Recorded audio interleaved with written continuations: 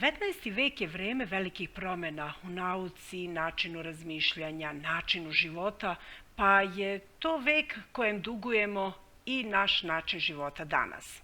Ali moderno društvo ne bi postojalo da nije bilo industrijskih revolucija. Je prva koja se desila u 18. veku i koja je podrazumevala nastanak parne mašine Jamesa Watta.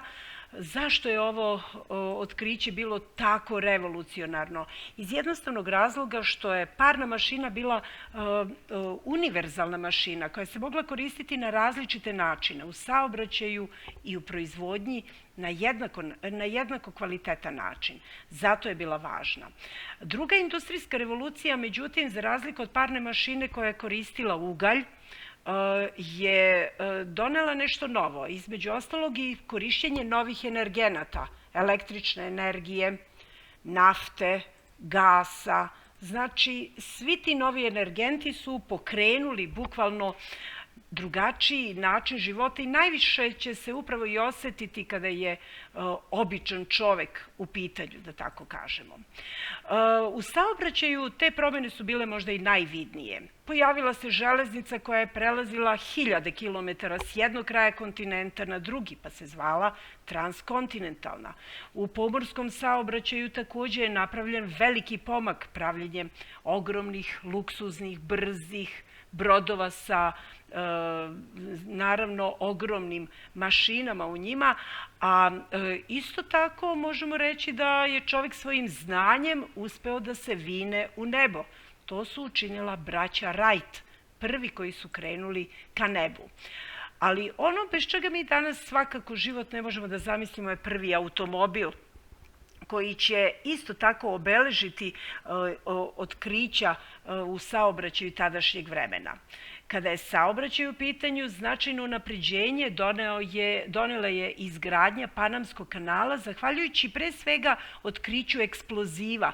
I Alfred Nobel, koji je zaslužan za taj eksploziv, će potom od novca zarađenog eksplozivom ustanoviti Nobelovu nagradu.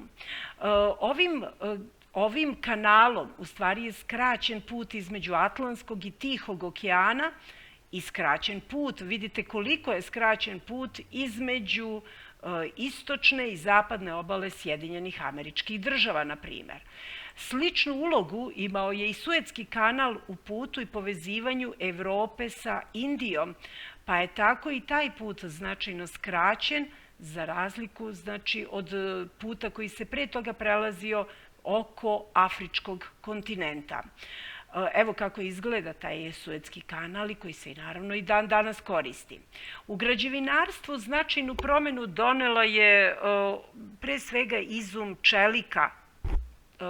Gvožđe iz kojeg se pravi je mnogo krtije i nije tako pogodno za građevinarstvo. Čelik, međutim, doneo je elastičnost i mogućnost da se grade ogromne građevine. Jedna od takvih je Ajfelova kula u Parizu, simbol Pariza danas. Nekada Parižani su je smatrali vrlo ružnom građevinom koja im kvari lepotu grada. Danas, međutim, je mišljenje sasvim drugačije. Ajfelova kula je inače napravljena za potrebe jedne svetske izložbe novotarija, da tako kažemo, znači za tadašnje vreme.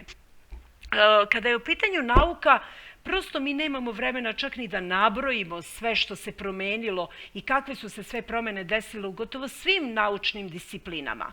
Pa evo recimo u hemiji, pored Mendeljejevog periodnog sistema, tu su, na primer, veštačke boje, veštačka đubriva, veštački tekstil, odnosno akrilik, sintetika i drugi veštački materijali kao što je plastika, bez koje mi danas ne možemo svakako.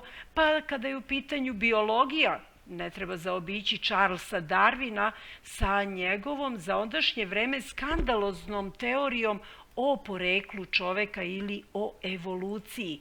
Pa je tako Charles Darwin na ovoj karikaturi koja je govorila upravo o toj njegovoj evoluciji čoveka, zapravo na neki način pojednostavila njegovu teoriju koja u stvari govori o tome kako čovek nije nastao od Boga, nego kroz jedan dug i milionski proces razvoja od najjednostavnijih organizama pa do čoveka.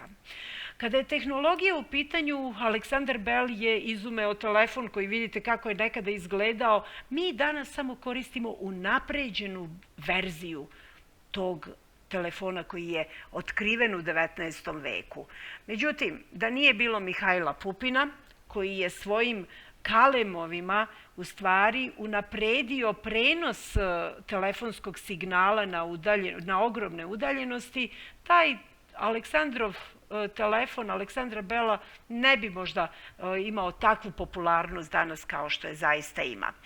Naravno, Nikola Tesla nije otkrio struju, ali je otkrio način kako ona može da se prenosi i naravno na taj način je doveo do njenog masovnog korišćenja. Zahvaljujući Nikoli Tesli i Thomasu Edisonu, naše sobe su počele da svetle novim sjajem. Električna energija je ušla u svakodnevni život, u naše domove. Tu su takođe i braća Lumière. Braća Lumière su zaduženi, pre svega su nam zaslužni za to što su nastale prve pokretne slike, odnosno saznali smo kako izgleda film.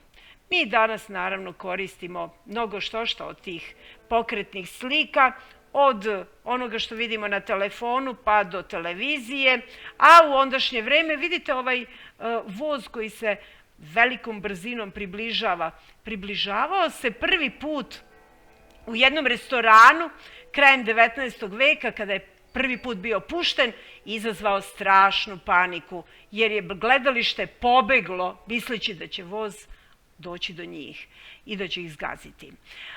Siemens nam je takođe veoma važan naučnik koji je otkrio električnu lokomotivu, a pored toga omogućio nam da te visoke građevine zaista budu od koristi, jer bez liftova one su bile potpuno beskorisne, pa je tako stvoren i prvi lift. A zahvaljujući električnim lokomotivama nastao je tramvaj, odnosno gradski saobraćaj isto tako. Ovo vreme je poznato i po neobičnoj književnosti koja je možda dala polet u ondašnje vreme mnogim književnicima koji su zamišljali razne ideje koje će postati naravno ostvarljive mnogo decenija kasnije. Pa tako Jules Verne nam pominje u svom romanu za decu 20.000, kako to izgleda živeti 20.000 milja pod morem ili kako odleteti na mesec u trenutku kada je tako nešto bilo potpuno nemoguće. Zatim tu je knjiga o džungli koja nam govori o avanturama. U ondašnje vreme avanture su bile jako, jako važne i naravno čovek je putovao i kroz svoje misli, odnosno u dubinu svoje duše. Jedan od takvih pisaca bio je i Fjodor Dostojevski. Naravno, Dostojevski je možda bio začetnik onoga što zovemo psihološkom stranom čoveka, ali je potom nastala i nauka koja se zove psihologija, a njen osnivač je čuveni psiholog Sigmund Freud.